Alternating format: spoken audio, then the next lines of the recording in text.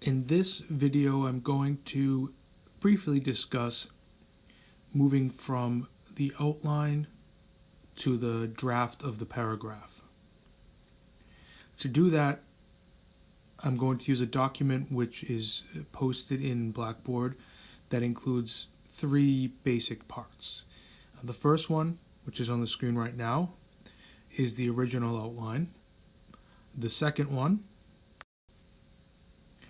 so this first version that we're looking at now is the original outline, which is similar to what you would have created. And the highlights indicate information that eventually made its way into the final draft of the paragraph. And one of the things you'll notice is that there's a lot, especially further down, a lot of information that never did make its way in.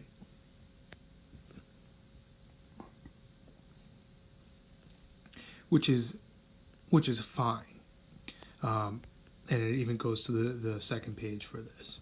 But what I want you to see and what I want you to understand is that you want to create a sort of excess amount of information that can go into your paragraphs, and then as you do the paragraph, you have much more information to choose from.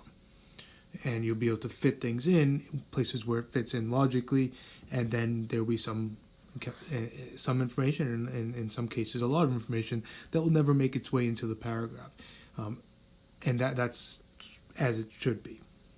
So that's what you're seeing here. That we're getting the idea that some information makes it in, and other information does not.